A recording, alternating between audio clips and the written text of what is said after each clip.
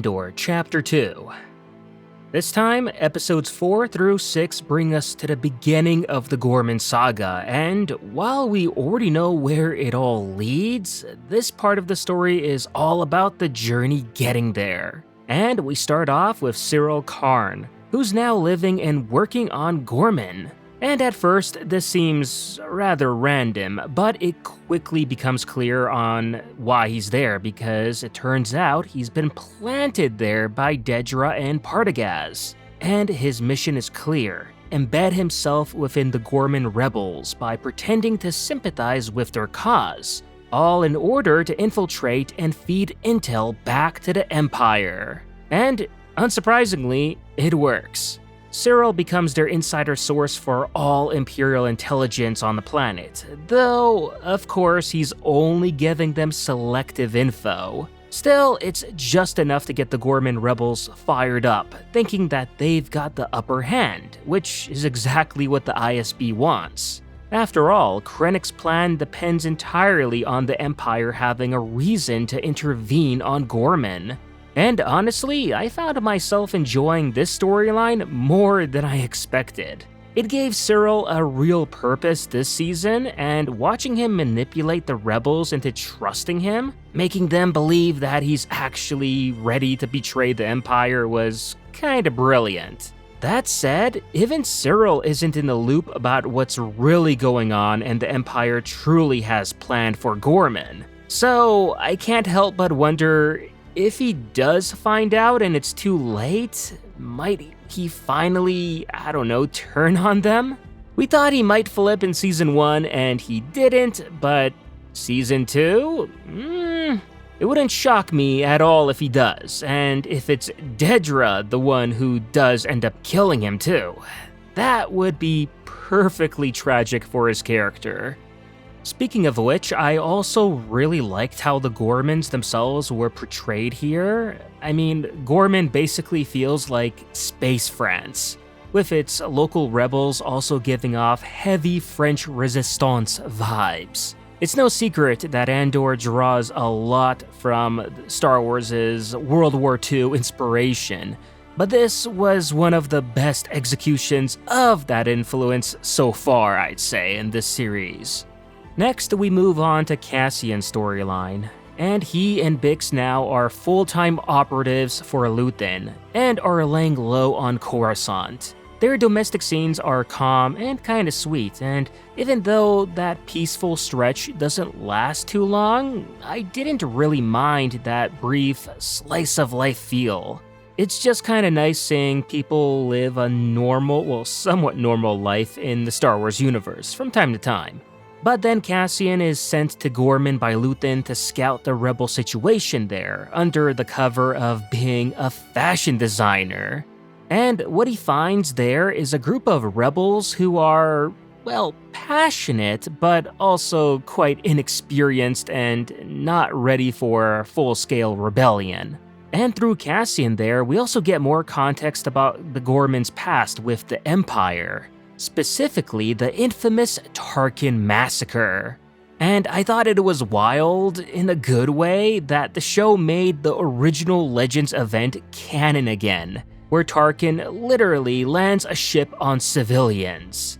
Now, of course, it's officially just the Tarkin massacre, and even more intense because it sets up not only just one, but two atrocities on the planet now in canon.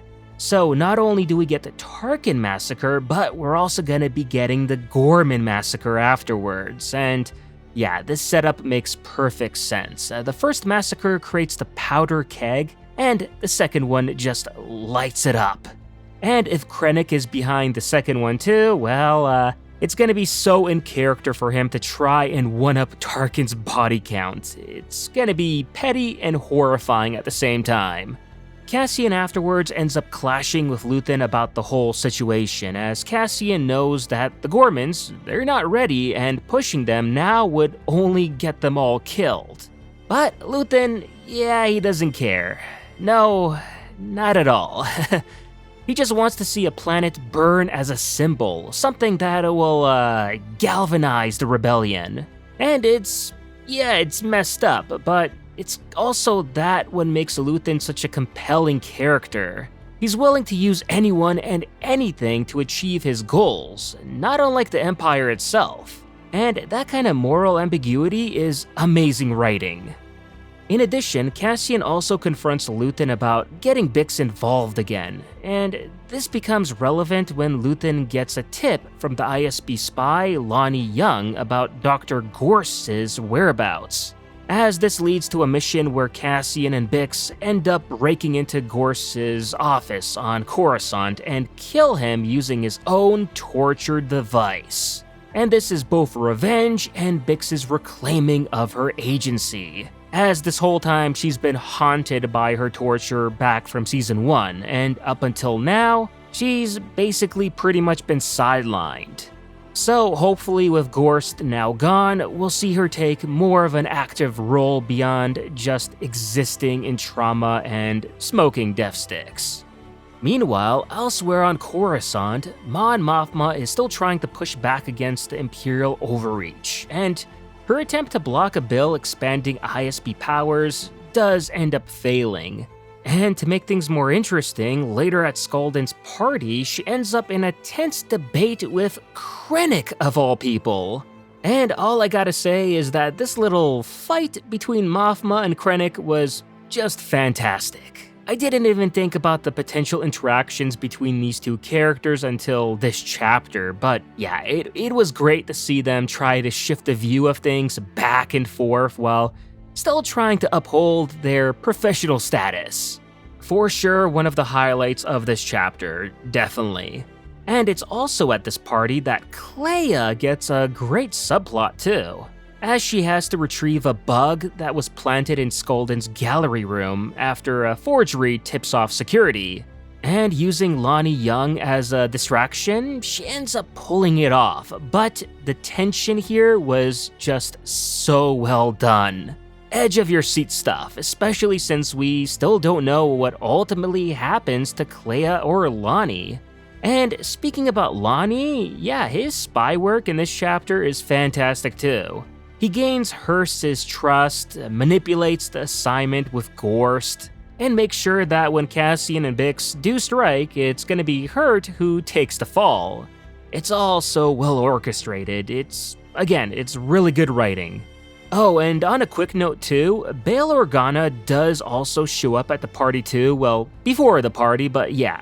Unfortunately, he's played by Benjamin Bratt instead of Jimmy Smits, and this is due to scheduling conflicts. And yeah, I get why they had to recast because of that, but I still found it jarring myself. I mean, don't get me wrong, Bratt's fine, but for me, Jimmy Smits is always gonna be Bail Organa. And I'd rather, if anything, they should have just delayed the season just to keep the continuity, because I'm pretty sure we're gonna be seeing a lot more Bail in the next chapters, and again, without Jimmy Smits here, it's not gonna be the same. Next, the partisan storyline, which sees Saw Gerrera's radical methods come to the forefront as he eliminates Pluty, a suspected traitor amongst his ranks, and then assigns Wilmon to handle a volatile Rhydinium extractor and then eventually be recruited into the partisans.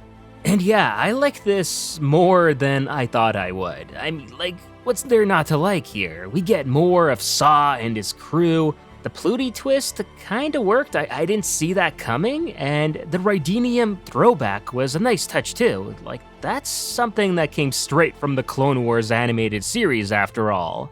Plus the implication that Saw's later health issues that we see in Rogue One stem from him inhaling Rhydinium fumes. I mean, that's a dark but clever detail. Also, yeah, I didn't really care for Will in Chapter 1, but he felt a lot more interesting here. And now that he's a partisan, he might actually grow into, I don't know, a compelling character. Not to mention having the partisan base be on Dakar too. Yeah, that was awesome. It's always a little strange seeing a sequel trilogy planet in the earlier eras, but I felt this one I thought this was natural, as the car was a rebel base after all before the Resistance ended up using it. So its inclusion here was a cool bit of world building. Why not? Finally, we have Vel and Cinta. Their story was probably, I'd say, the weakest in this chapter, at least for me. Yeah, they're sent to Gorman to help the rebels out of a heist, and again, this was Luthen's idea, and it briefly rekindles their relationship. But a lot of the questions we had about why Cinta was gone this entire time and never spoke to Vel is kinda weak, as they simply write that off by giving a really bad excuse that, oh, she was away because she had some kind of accident. I mean, what kind of accident exactly? Was it really serious? When we see no scars or anything on her to show the severity of that said accident? Yeah, exactly. We don't see or get any answers there. It's almost like they forgot about Cinta, then decided to drop her into the storyline really quickly, and even that's short-lived, as Cinta is then soon accidentally killed off during the heist mission by one of the Gorman rebels. And it's really a waste and goes rather quickly, almost as if the writers just couldn't wait to kill off Cinta, and in the most lamest way possible. I mean, sure, it hits Vel hard and it clearly sets up some major changes for her going forward, but I get that this could be important later, but compared to all the other storylines in this chapter, it felt the least compelling right now, at least. So yeah, overall, I thought Chapter 2 was a big step up from Chapter 1. Cassian got more to do, the sideline characters like Sirill and Will become relevant again, we saw some amazing locations like Gorman and Dakar, and the slow burn setup for the Gorman conflict was genuinely fascinating. Sure, it lacked big action moments, but I'd say the writing intention more than made up for it. Especially when the pacing here was so much smoother and better than the kinda jarbled mess that we got in Chapter 1. And honestly, the quieter pacing here actually probably just means that they're saving budget and momentum for an explosive Chapter 3 or 4. So if that's the case, then I can't wait. But hey, that was just my take on this chapter of Andor Season 2. Let me know what you all thought about this chapter in the comments below. And if you haven't already, remember to like this video, subscribe to the channel, and I'll see you on the next one.